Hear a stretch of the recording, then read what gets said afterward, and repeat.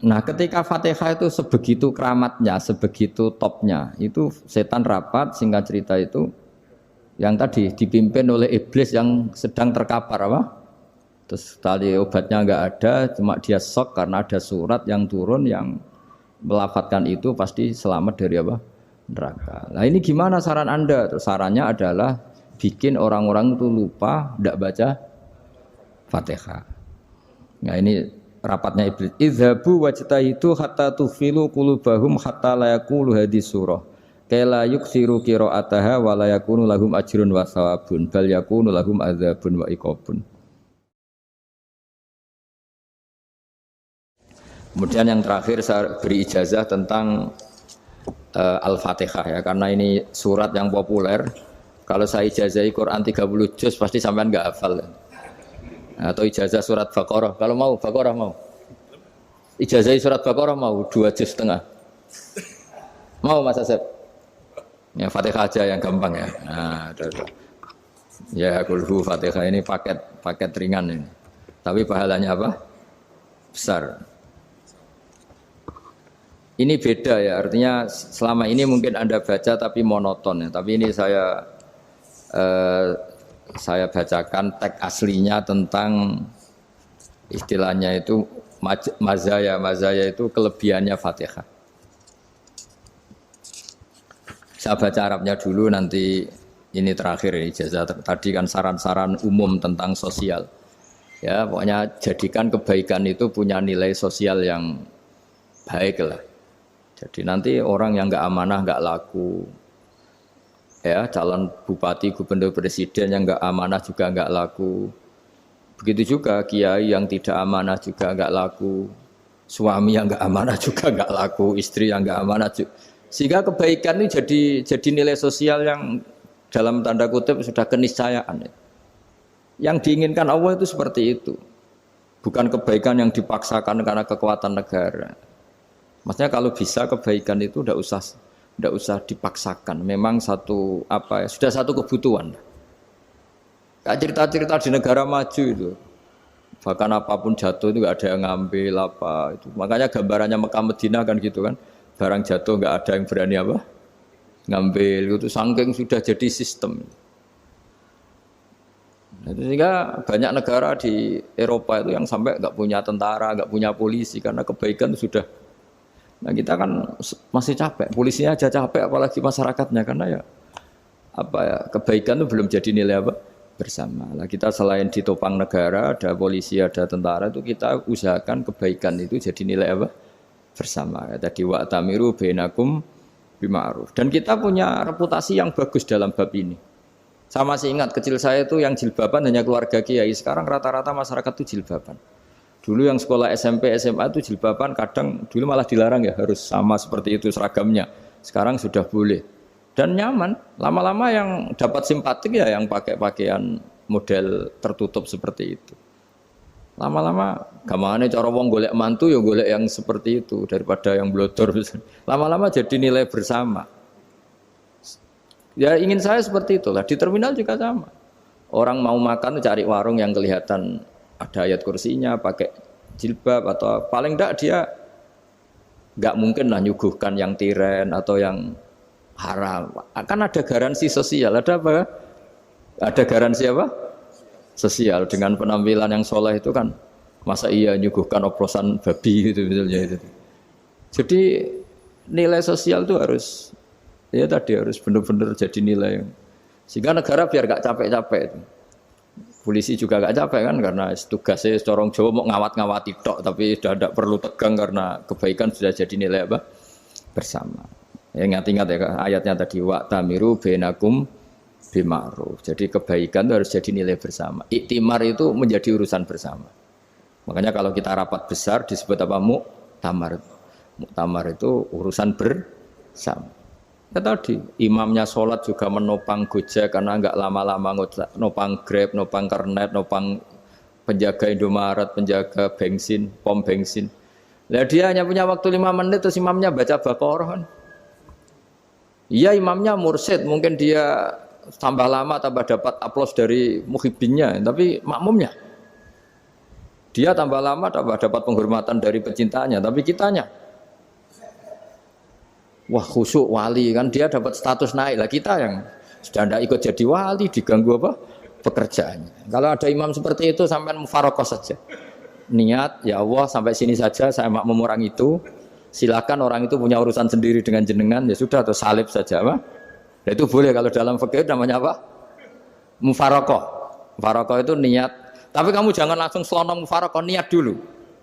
Pamit sama Allah bahwa sekarang mau mufarokoh. Ya, tapi ya jadi sholat yang aneh kan, imamnya masih rukuk, kamu terus sujud, terus apa-apa selesai ya.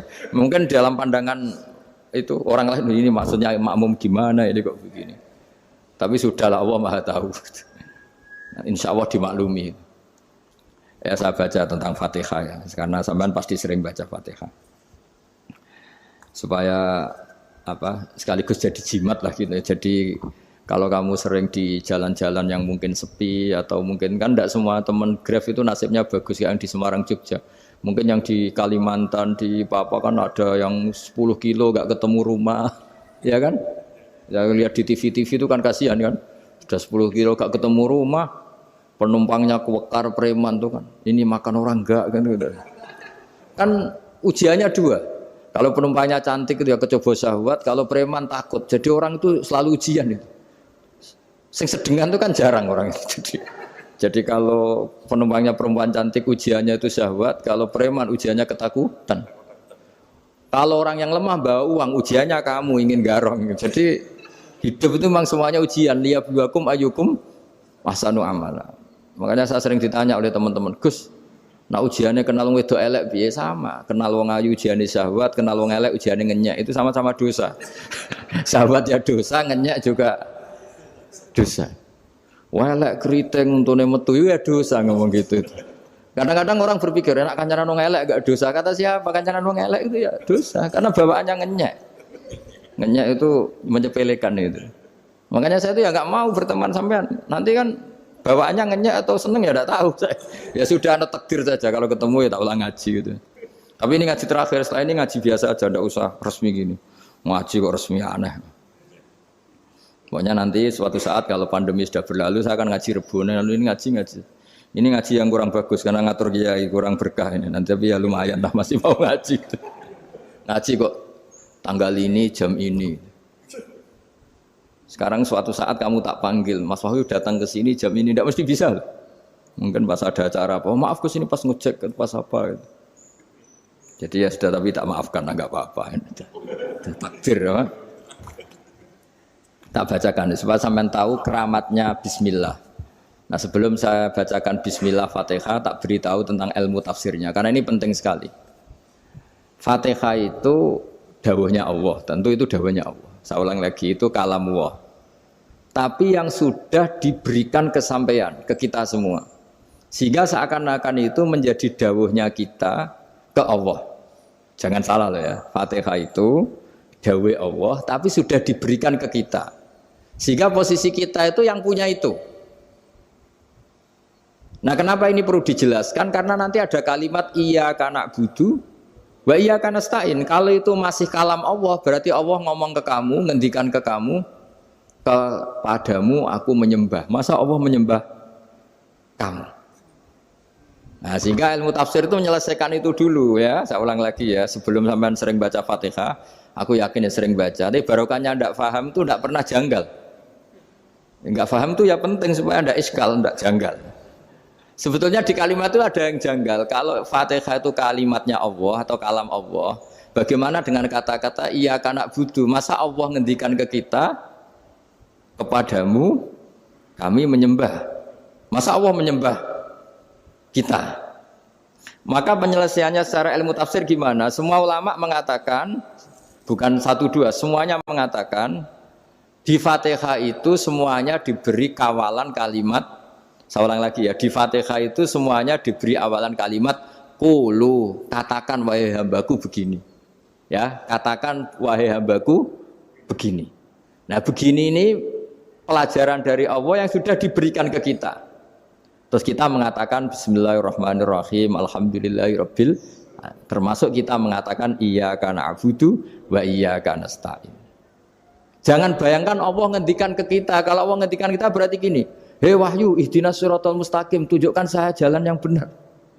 Nah nanti kamu terus, ya Allah, Anda aja minta tolong saya minta tolong siapa kan? Jadi panjang kan? Ya, saya ulang lagi ya. Jadi itu di Ulumul Quran diterangkan gimana? Sebelum baca Fatihah, ya. Fatihah itu kalamullah, ngendikane Allah, tapi yang sudah diajarkan ke kita dan sudah milik kita, sehingga kalimat itu menjadi milik kita. Tapi ya kalamullah, tetap kalamullah, tapi sudah menjadi milik kita. Udah paham ya? Ya pinter nah. Ya, karena kalau tanpa penjelasan seperti ini, Anda akan iskal. Bagaimana Allah, iskal itu janggal, bagaimana Allah mengatakan iya anak butuh. Kan jadi aneh ya? Ya, jadi tak jelaskan secara ilmiah ya. Jadi kata ulama-ulama tafsir, ayat-ayat Quran seperti ini sebetulnya dimulai dari qulu apa? Meskipun enggak dilafadzkan. Itu kan sama dengan qul huwallahu ahad Muhammad, katakan kalau Tuhan itu satu. Ya namanya Quran itu kan kalam Allah, membina nabinya, membina umatnya. Makanya dikatakan atau enggak, di sini tersembunyi kata qulu, katakan. Ya, jadi ya ibarat apa itu? Kamu ngajari anak kamu lah, panggil jenengan bapak kulo. Itu maksudnya anak itu kalimat itu kalimat kamu, tapi kamu ajarkan ke anak kamu. Terus anak kamu bilang, Pak jenengan bapak kulo. Nah, ketika kamu mengatakan jenengan, bukan kamu mengatakan jenengan anakku, berarti anakmu itu bapakmu, kan lucu kan? Anak kamu ajari jenengan bapak kulo, kamu engkau bapak saya. Terus anak kamu mengulang jenengan atau kamu bapak saya. Berarti itu kalimat yang kamu ajarkan, tapi sekarang sudah milik anak kamu. Kalau itu kalimat kamu kan lucu, masa anak kamu bilang bapak. Nah itu seperti itu. Jadi ulama memberi solusi atau jawaban iya karena abudu. Ya itu sebelumnya ada kata-kata qulu, katakan wahai hambaku, hubungan kamu dengan saya adalah katakan iya karena butuh wa iya karena nasta'in. Terus hubungan kamu dengan saya katakan juga dalam doamu ihdinas siratal mustaqim. Jelas ya, jadi itu kalam Allah yang sudah milik kita karena diajarkan Allah untuk kita. Dong ya? Ya dong, gak jelas gak. Tapi bagus, gak jelas itu bagus. Kalau kamu jelas gak jadi digrab, jadi gubernur. Min azimi fadliha kasratu asma'iha fadail ukhra. Ini cerita dramatisnya surat Al-Fatihah. Qala Abu Hurairah radhiyallahu anhu inna iblisa ranna khina unsitat Al-Fatihah. Jadi iblis itu begitu kesakitan.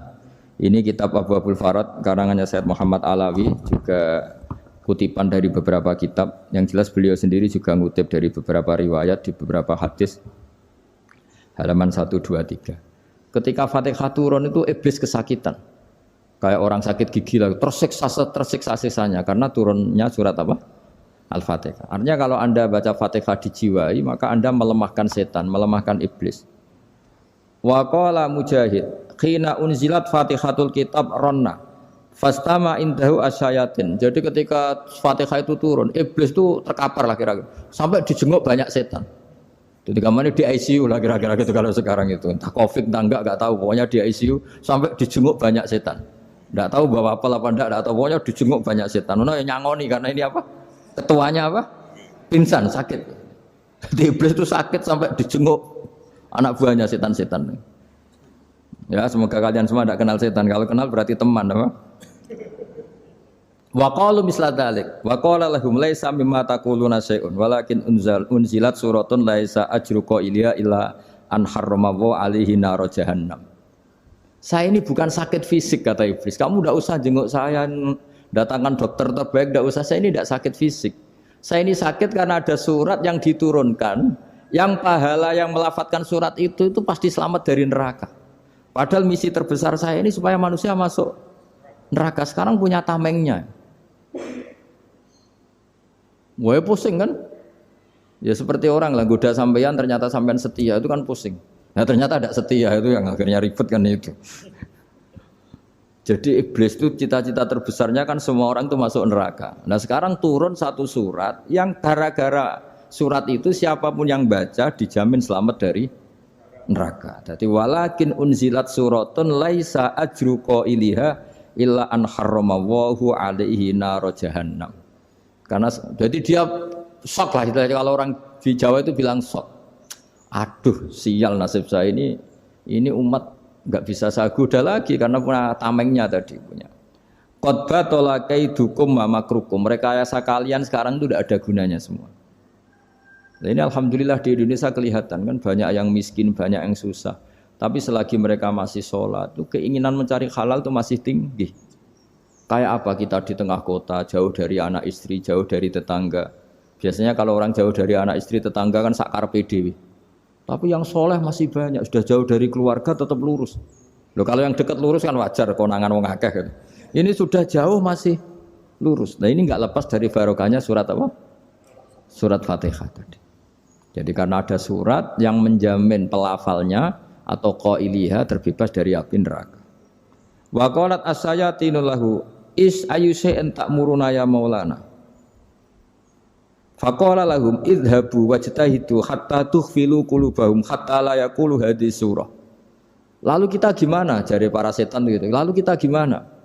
Terus kata iblis, sudah bikin mereka lupa sehingga tidak baca lagi. Selagi masih baca kita pasti keok. Jadi kalau sampean sudah jarang baca Fatihah itu berarti sudah bagian dari kemenangan apa? Iblis.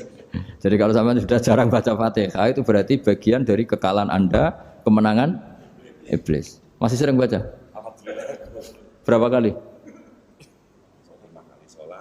Terus apa lagi?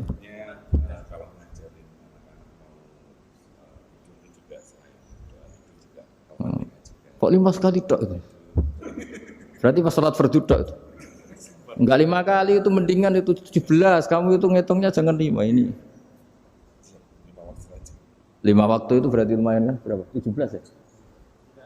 Ya. 17 ya? Ya. 17 tapi kalau makmum tuh sering separuh kan, apalagi makmum tarawih. Ya kan? Makmum tarawih itu bacanya Fatihah ada yang sempurna enggak ya? Ya enggak lah. Baru alhamdulillahirabbil alamin ruku ikut ruku gitu. Makmum kan yang tarawih lah Mas. Kalau tarawih jarang sempurna ya. Fatihahnya itu. Kan imam sudah ruku. Kamu bacanya Fatihah sampai mana? Baru setengah ya. Ya paling pas tarawih aja kan enggak sempurna ya. Apalagi kalau imamnya sing kilat tuh waduh malah.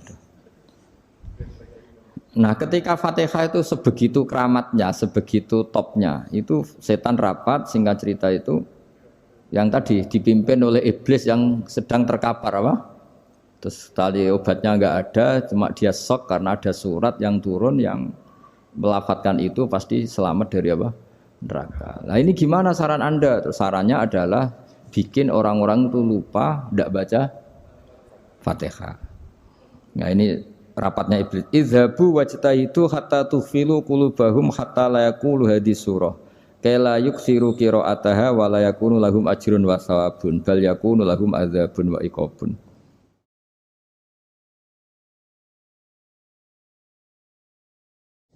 Jadi saya mohon selama ini Anda sudah baca, tapi mungkin hanya rutin saja. Napa rutin saja? Jadi barokahnya ngaji ini kamu punya kekuatan atau punya semangat membaca karena ini surat yang luar biasa. Ibarat gini, kalau sampean tanya, saya juga sering mikir, masa Gus hanya surat kok punya kekuatan seperti itu?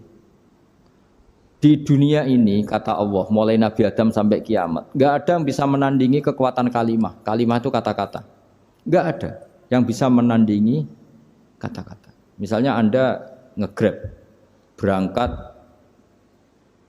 istri cuek, berangkat cuek. Itu beda dengan ketika meskipun satu kalimat. Wes Pak, muga-muga dilindungi pangeran, mugi-mugi jenengan selamat. Itu menjadi teduh dan semangatnya luar biasa karena kayak mendapat support. Jadi kira-kira kalimat itu hubungannya kita dengan Allah Fatihah itu seperti itu. Kamu melafadzkan satu kata-kata yang dibenarkan langit bumi, dibenarkan aras, dibenarkan malaikat, dibenarkan semua penghuni di dunia ini. Sehingga tuh efeknya luar biasa. Itu seperti gini ya, kamu cerai sama istri, terus nikah lagi katut babon. 10 tahun anak kamu dididik, ibunya benci kamu. Dan memang Anda layak dibenci. Dididik. Dan sampai nggak pernah manggil kamu Pak. Suatu saat, kamu tentu rindu kan, ingin dipanggil Bapak oleh anak kamu. Suatu saat anak ini manggil kamu Pak E. Wah itu senengnya bukan main. Hanya sebuah kata-kata. Makanya kadang-kadang orang itu tanya sama kiai, ijazah lafadz ini gunanya apa sih? Itu ijazah-ijazah itu untaian kata-kata. Yang kata-kata ini dibenarkan langit dan bumi dan aras dan para malaikat sehingga efeknya itu luar. Nah ibarat seperti itulah. Kamu melafadzkan Fatihah itu melafadzkan kata-kata yang dibenarkan Allah dan Rasul dan semua malaikat, semua penghuni langit. Maka ini efeknya pasti luar. Nah di sini lah orang-orang dulu tuh tahu keramatnya itu sehingga ketika melawan Belanda, melawan Jepang dulu itu kalimat-kalimat itu menjadi mantra yang luar biasa. Doa yang luar biasa. Tapi di era modern karena orang sudah tidak ngerti itu, dianggap itu mantra, jimat, khurafat, bid'ah, waduh ribet menemal.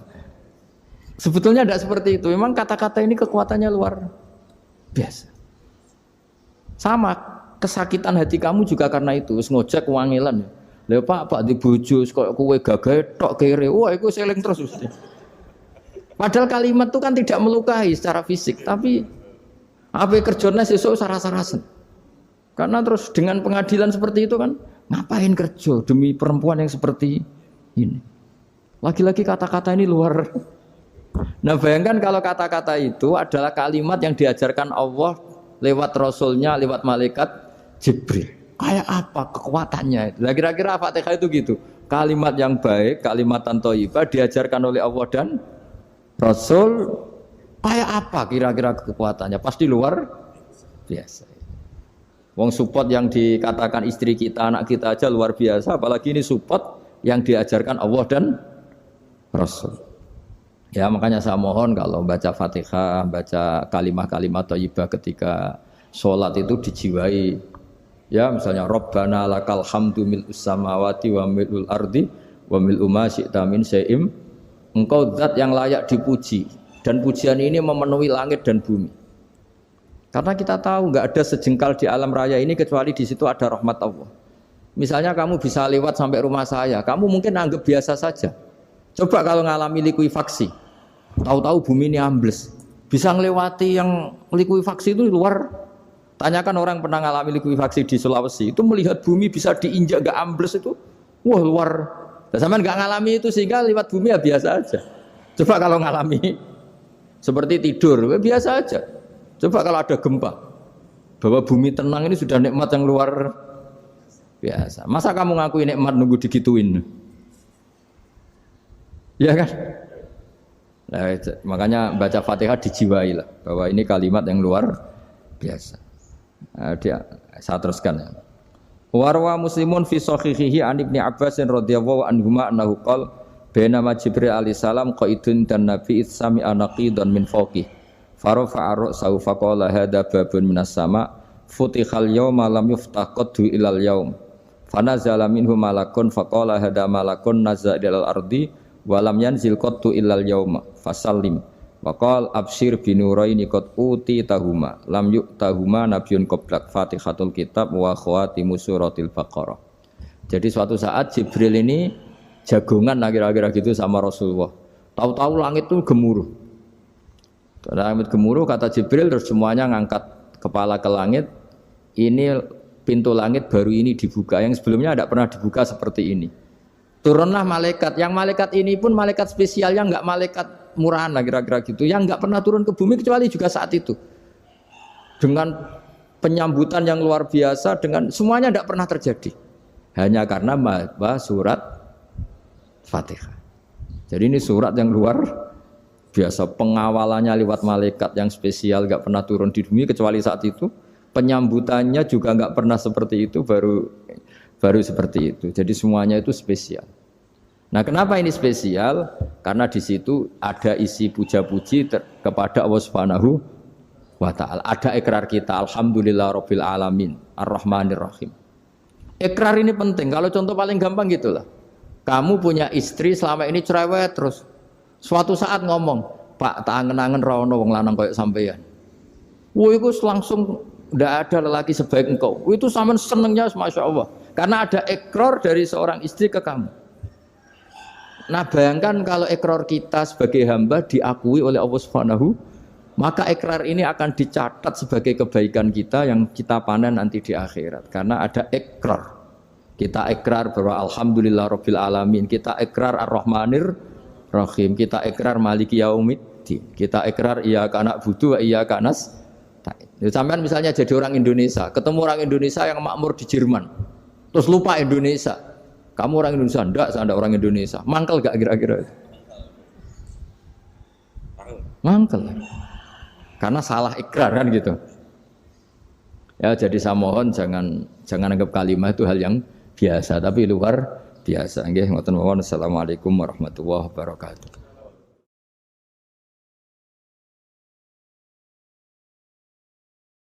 Saya berkali-kali kampanye di mana-mana lah, kampanye dan menganjurkan.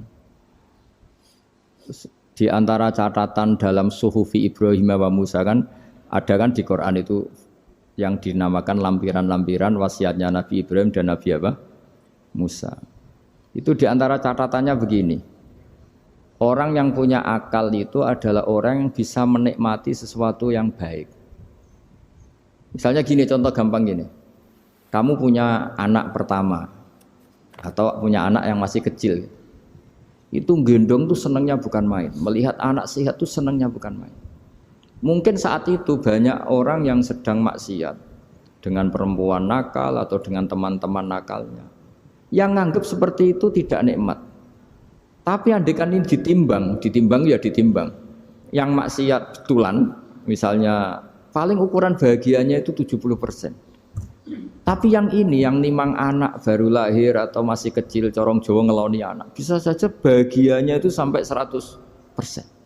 Artinya selama ini kesalahan kita adalah nganggap maksiat itu pasti menyenangkan dan taat itu tidak menyenangkan. Makanya saya berkali-kali fatwa, untuk melawan kenikmatan maksiat, orang harus terbiasa menikmati taat, menikmati kebaikan. Jangan kira kita nimang istri nikmat, nimang anak nikmat, ketemu teman yang lama tidak ketemu juga nikmat. Artinya kita akan melewati berjam-jam untuk jagungan sama teman, sama anak, sama istri.